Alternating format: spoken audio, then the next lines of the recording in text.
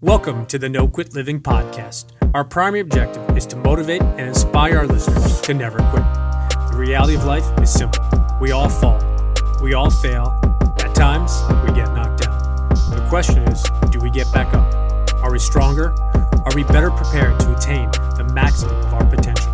Thank you for joining our No Quit tribe. As you go for your greatness today, never quit. And remember, we rise by lifting others up.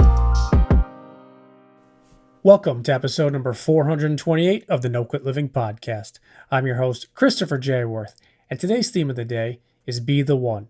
Our quote of the day comes to us from Stephen Hawking, to boldly go where no one has gone before.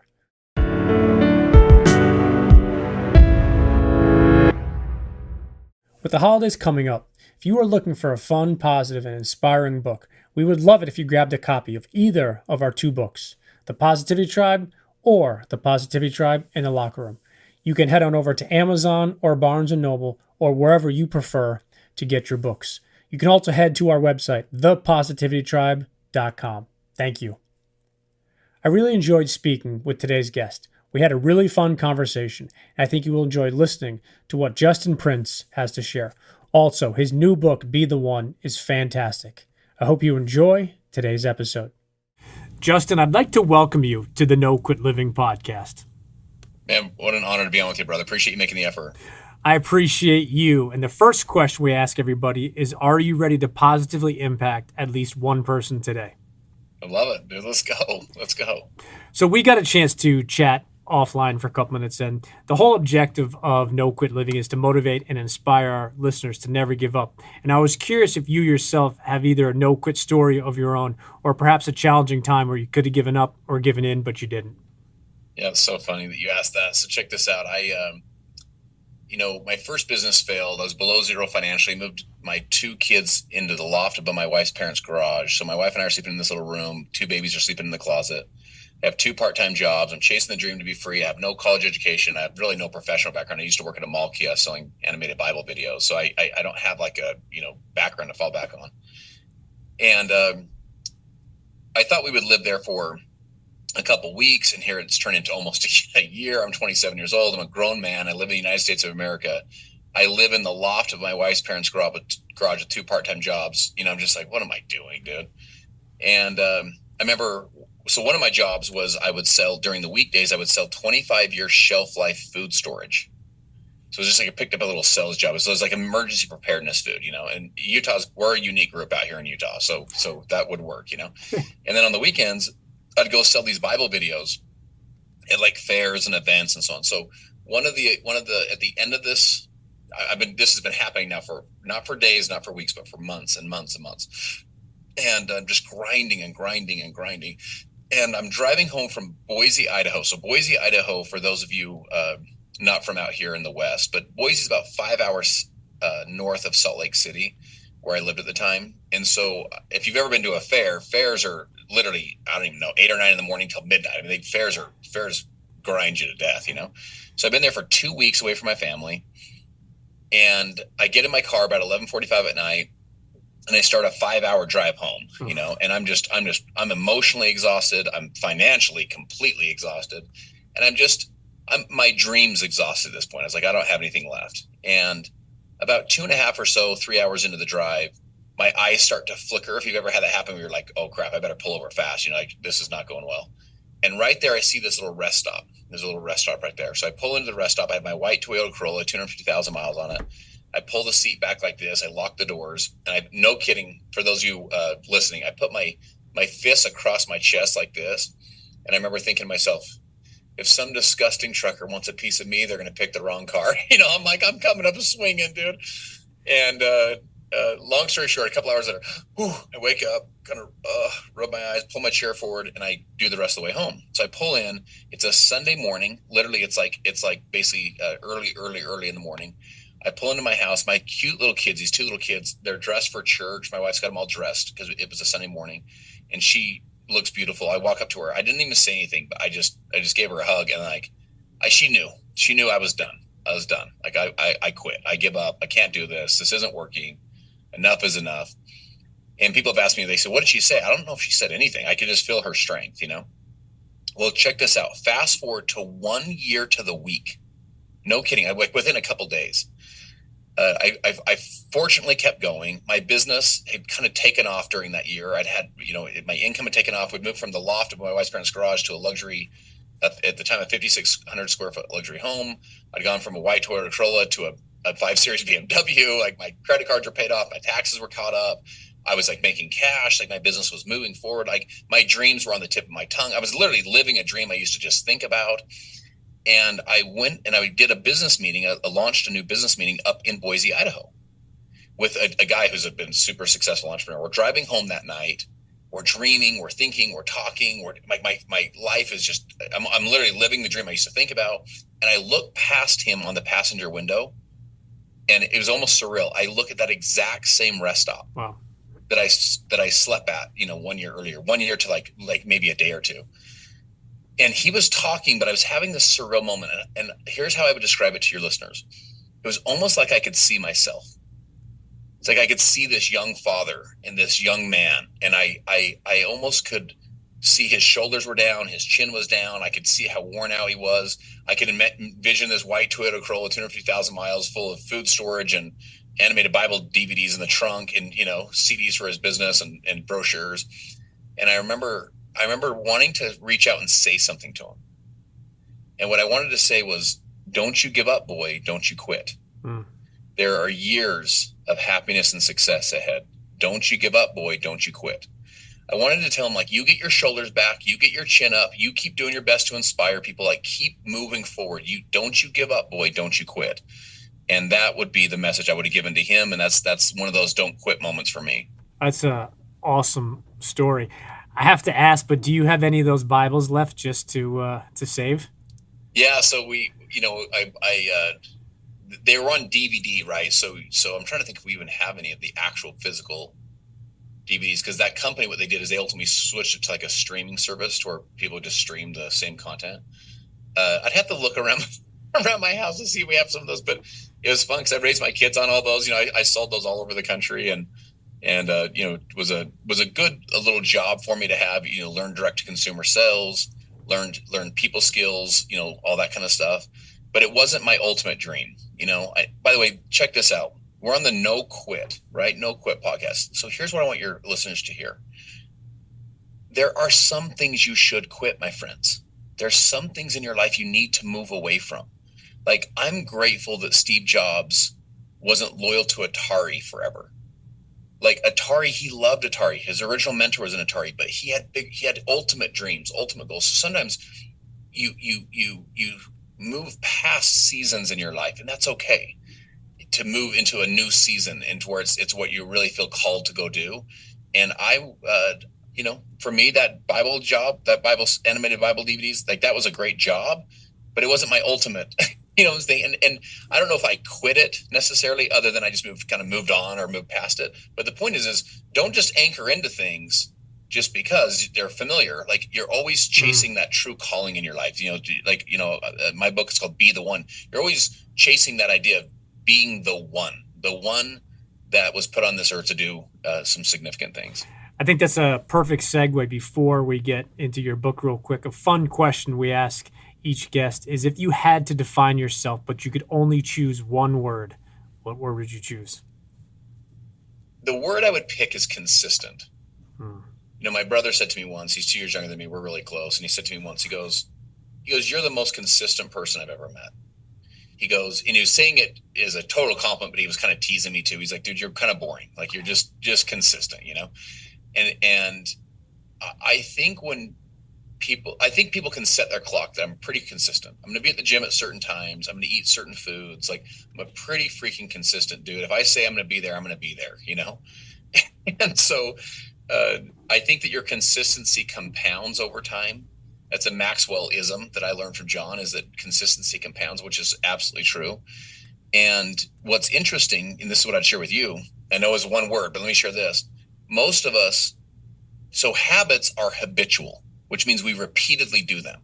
The challenge is most of us haven't intentionally created habits with an intentional vision of our life. So in other words, we habitually do, in essence, the wrong things. We consistently or habitually do the wrong things versus casting out a vision for your life, living an intentional life, and consistently proactively building consistent habits that then become your default habitual setting, but it's to the right way, right? It's to your dreams and goals. So I think consistent would be the word I'd use.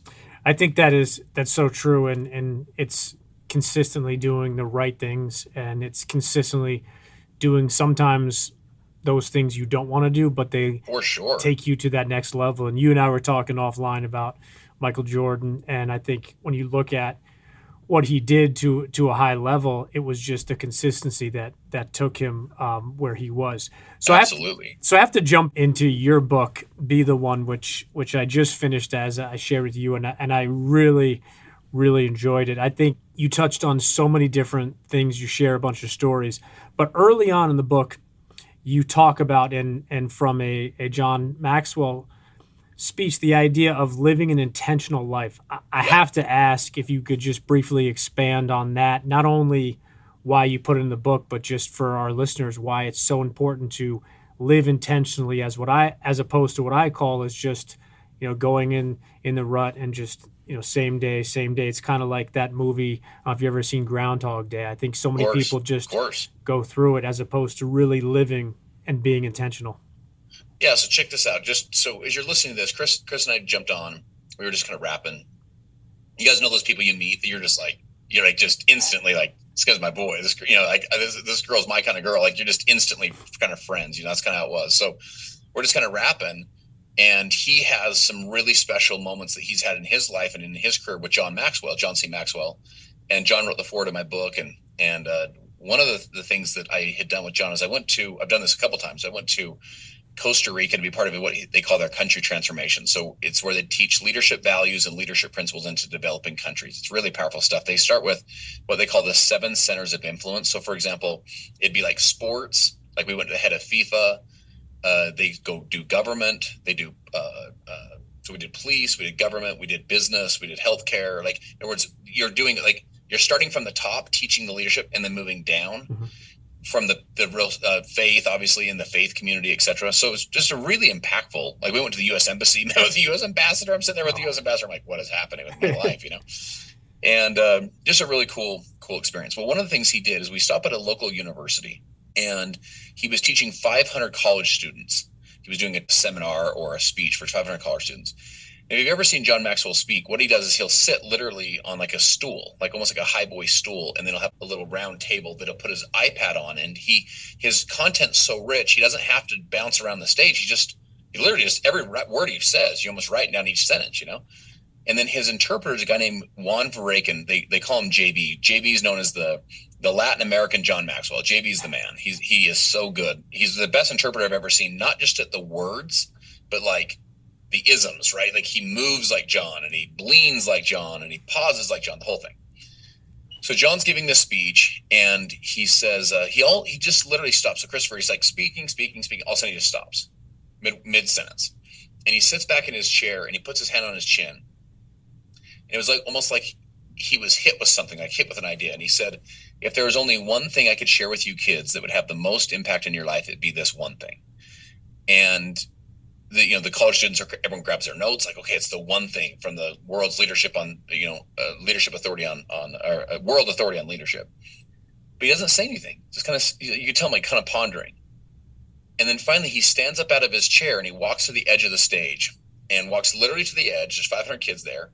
It's like a stadium style, right? Almost like a movie theater. And he stops, and he just holds his arm up like this, just straight, like, so just holds his right arm straight up above his head. And doesn't say anything. So like 5 seconds pass, 10 seconds, 15 seconds. Well, JV, he gets up and like walks next to John, and he holds his arm straight up in the air, right? And still nothing. 20 seconds pass, 30 seconds. It's almost awkward at this point, where it's like, what's the one thing? And by the way, what are you doing with your arm? What's going on? And one of the Costa Rican students, probably an 18-year-old young woman, she stands up and she raises her right arm straight up in the air. And then another kid did, and another one. And all of a sudden, the whole auditorium stands up. He hasn't said anything yet, but the whole auditorium stands up.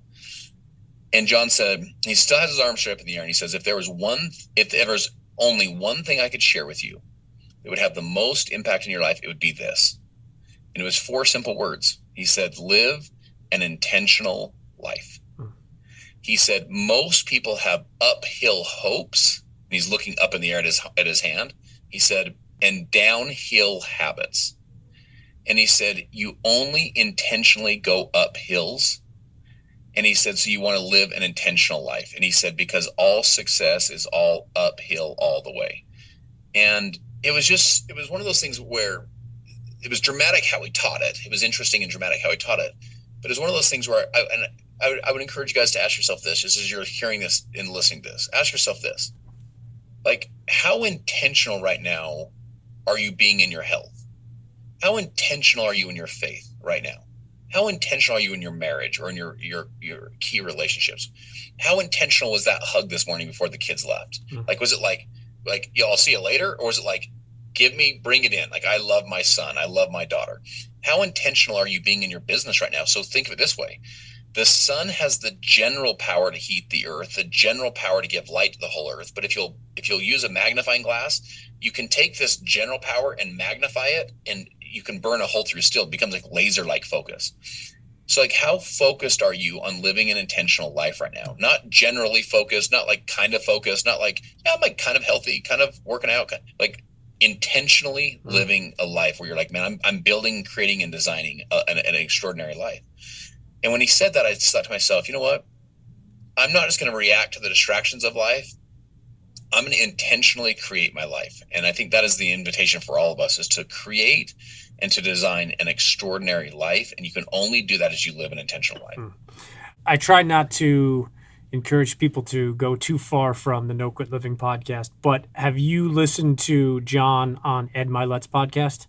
Yeah, of course. It was, for those listeners, if you have not heard, John was on, I think it was probably 3 weeks ago, he was on Ed Mylett's podcast, and I think I listened to it probably 4 or 5 times. I took a bunch of notes. I shared it with a bunch of people, but I'm a big fan of John. We could obviously talk about John for days, but in your book, you shared a story about when your son found a notebook from an old seminar that you went to, and you wrote something in it, I believe in myself. And I want you to touch on that for a second. I just spent a couple days working with the Harvard women's basketball team, and their cool motto or quote is believe it. And I myself use that concept. I've written that down so many times, but I would just love if you could just expand on that, but the concept and how important it's been for you. Because I think sometimes people miss how important that self-belief is. So good. Such a great question. So we had a cold storage like underneath the stairs, and in there we had just some different boxes and different things. And one of them was like a plastic box that I had forgotten it was there, candidly, but it had old leadership development, personal development books I'd read. It had CDs that I'd listened to, and it had some journals. Sometimes when you attend an event, the event itself has they'll give you like a notebook with a pen. And it's like a branded notebook. It says, welcome to the No Quit event, that kind of thing. And it's branded. So my son brings this up, and I'm just like looking at these books. I'm like, I remember that book. And you guys know how to, some books hit you. You're like, I remember where I was when I read that. And when I listen to this, and God, that's so interesting. It almost takes you back emotionally, it takes you back mentally to those stages and times in your life. Well, I see this notebook, and it was a notebook that I just started opening up and just start flipping through it. And I remember taking the notes. I was sitting in the back of a room, about 6,000 people. Wow. I was at my wit's end, truthfully. Like, this is the whole business has failed, loft above your wife's parents' garage, back, I'm below zero financially.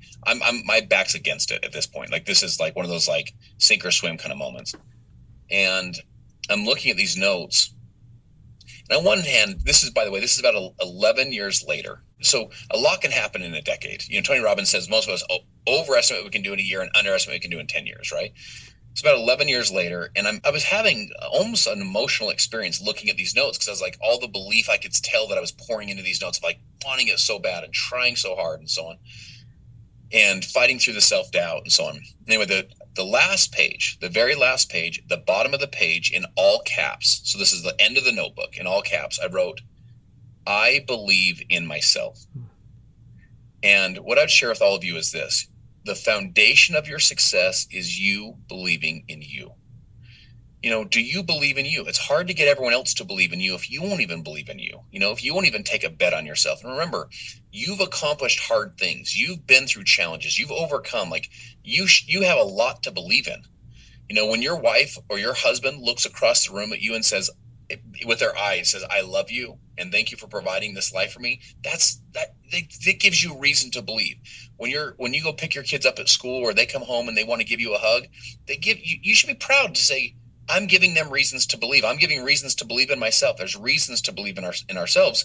The foundation of our success is believing in ourselves, and it's this confidence. And here's what I'd share. I teach a 3C loop in the book. Confidence is the foundation, which leads to commitment. So, Christopher, think of it this way. If you're not confident you're going to succeed, guess how committed you are?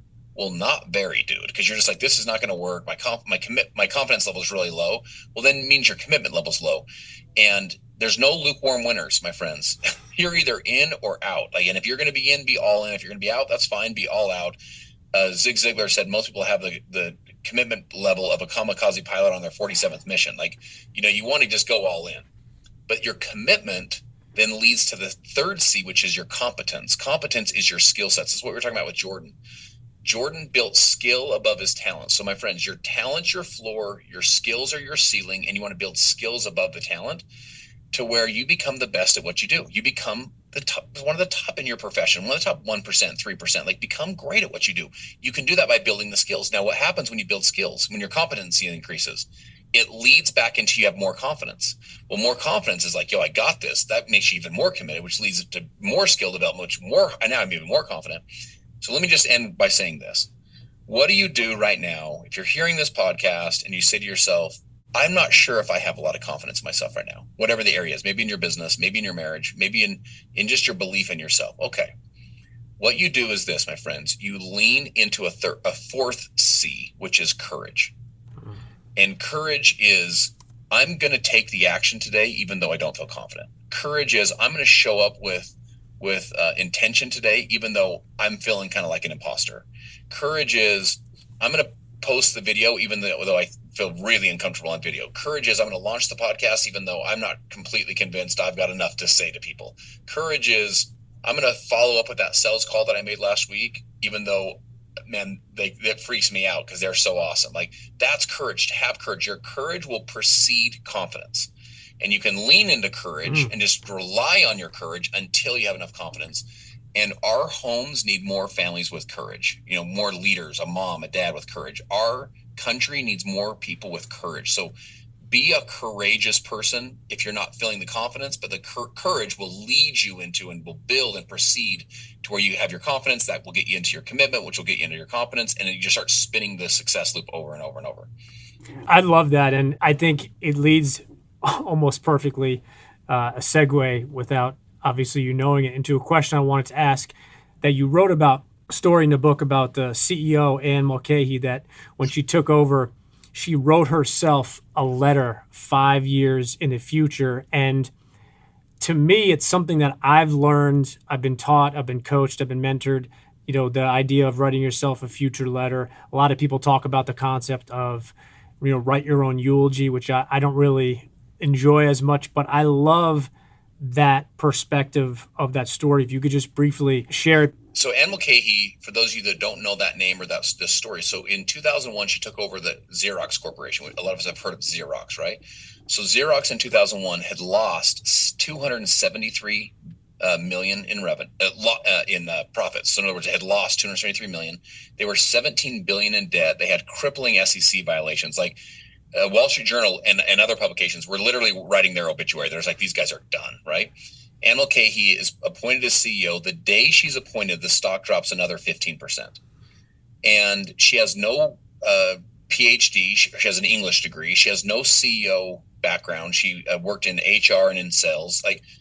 She's been at the company for 24 years, but she's not a trained classical CEO. And here she is thrust into this organization to be able to go make this thing happen. So she's so good. It's so good particularly for all of you who have teams, or maybe you're raising a family, or building a sales team, or you're working to build influence with people, working with your employees and so on. Here's what she did. Guess what her employees asked her?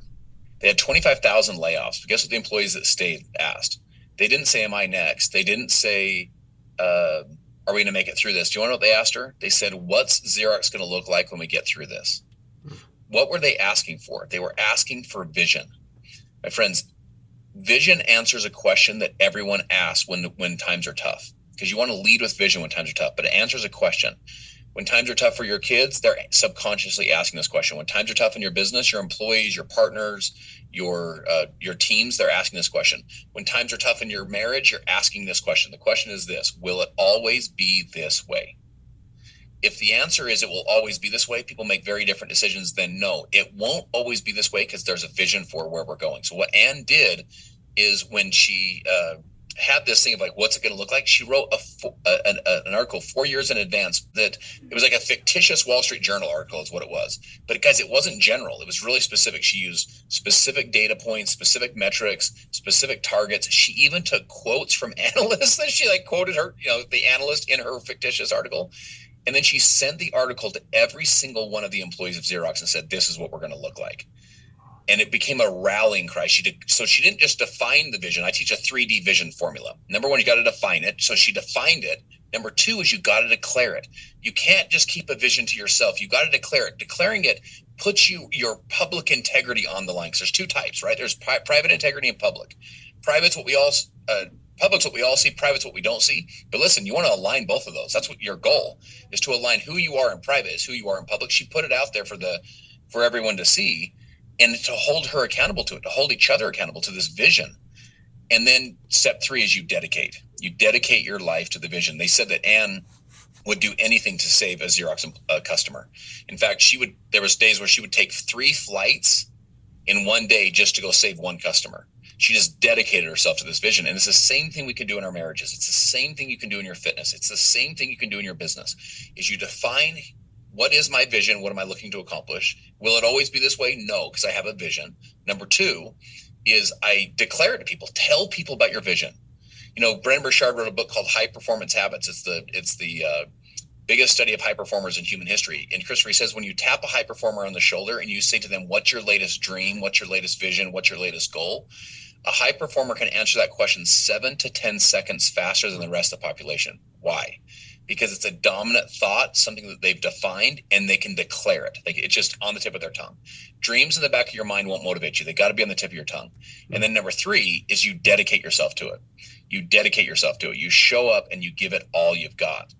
And that's what she did. It's such a beautiful story, because we're going through a tough time. A lot of people, our businesses right now, business is down, revenue's down. You're going through a challenging time.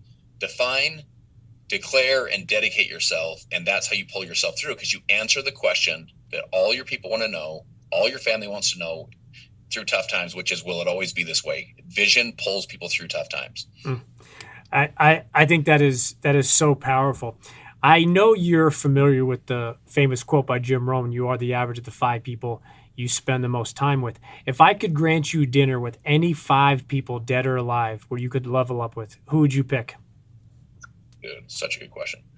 So the dead or alive so I can pick anyone. I can go religious figures, everybody, right? Okay. So let me just rattle from the top of my brain here. So I'm taking Jesus, obviously. Come on. If you could spend time, with him, you're taking that. So that's number 1.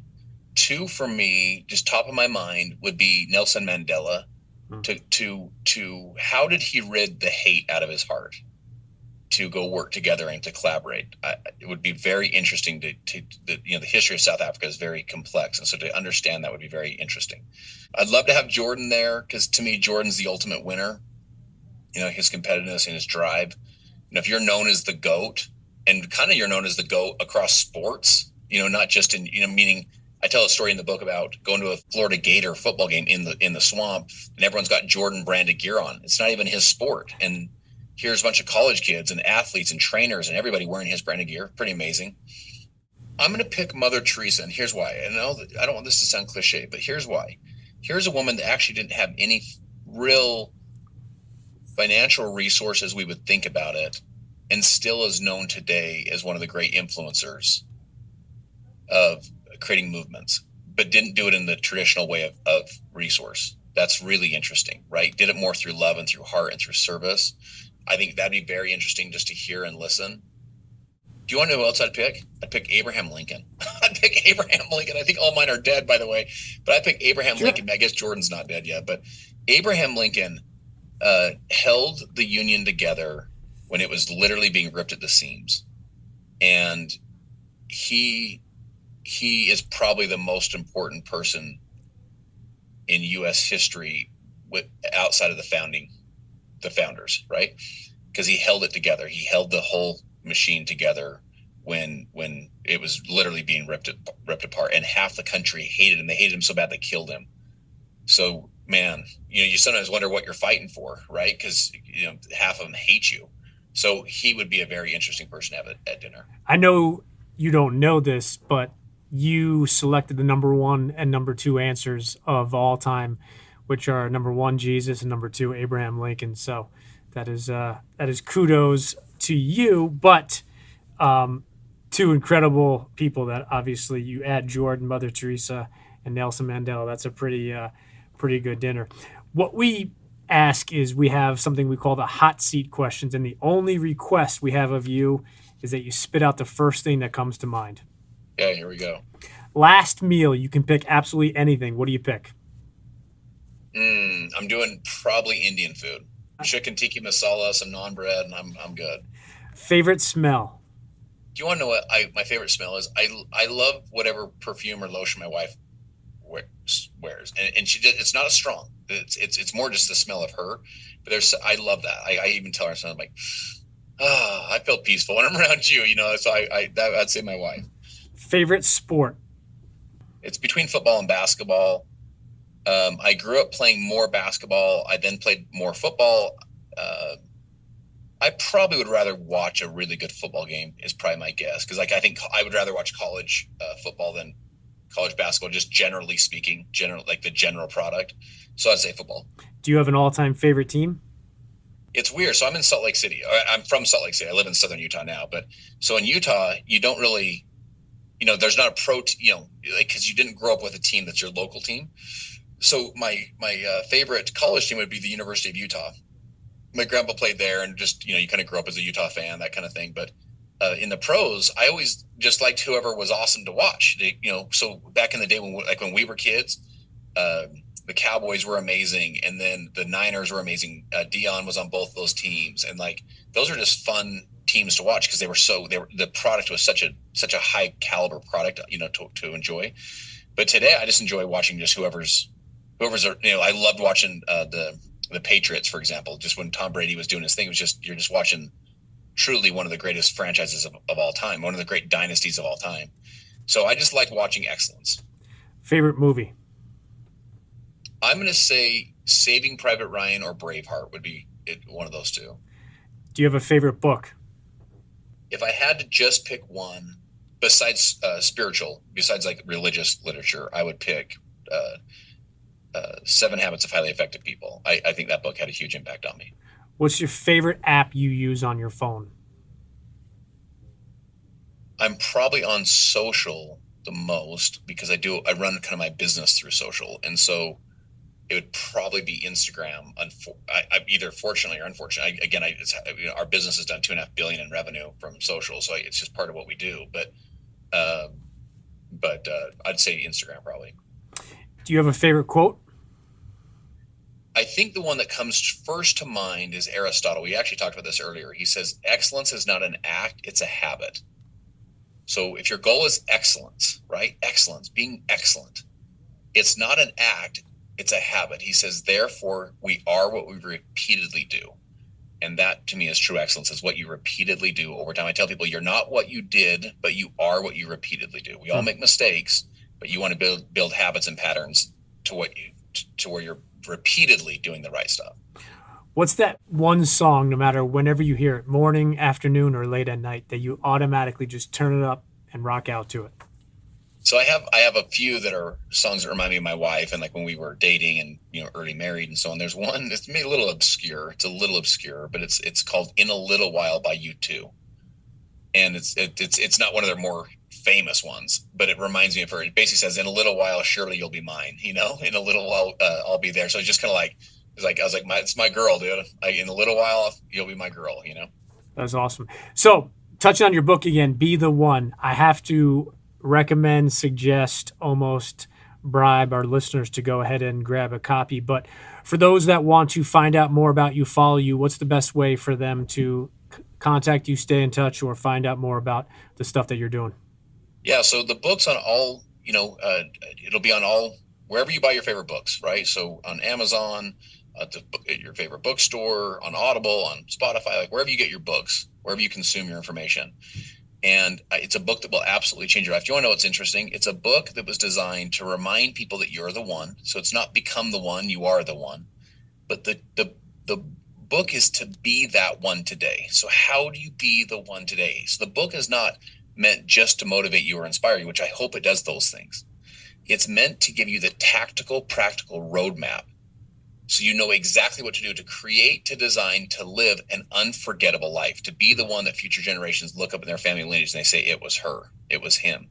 He's the one that changed it forever for our family. She's the one that abuse stopped with her, addiction stopped with him, or he's the one that created the financial empire for our family, taught us the financial principles. It's literally like the things you can do. And here's what I love about Christopher is every single chapter, it's like, if you apply just that chapter, just that, the nuance and the tactical strategies of that chapter would change your life, just those nuances. And so then you start stacking those together, and it's a book that will change your life. And then what about social and for them to find it? So I'm on all the platforms. It's either under Justin Prince or I am, like on Instagram, it's I am Justin Prince. And, I put out a ton of content. I fill, a ton of free content, and it's stuff that, it's not theory. At some point you built multiple multimillion-dollar businesses. At some point, you've done a few $1 billion in revenue. At some point, you've kind of held a family together for 20 plus years. Like at some point you start to kind of pick up some like success principles that you want to pass on. And it's not just, you're regurgitating stuff that you once heard. This is real stuff that you're learning. And then last question we have for you is the same question we ask everybody, is if you have any parting words you'd like to leave with our listeners today. Again, it's those three words of be the one. My friends, it's both an invitation and a responsibility. So the invitation is to live a significant life. The invitation is to be that one today. The responsibility is that if you take your parents, grandparents, great-grandparents, the last 12 generations, over 400 years, it was 4,094 people that came together from all over the world to create you. You're not here by accident. Your life has value and purpose and meaning. So go be the one that they lived for, bled for, cried for, died for, and go be the one that the future generations of kids, know who you are. You create, you design, and you live an unforgettable life. I love that. Well, listen, I truly, truly appreciate you being here. I hope that our listeners got as much as I did from this. But again, I've read the book. It's a fantastic book. I think you'll enjoy it. All facts of life, all areas. And I can't thank you enough for being on here. And I hope that you and I can connect again soon.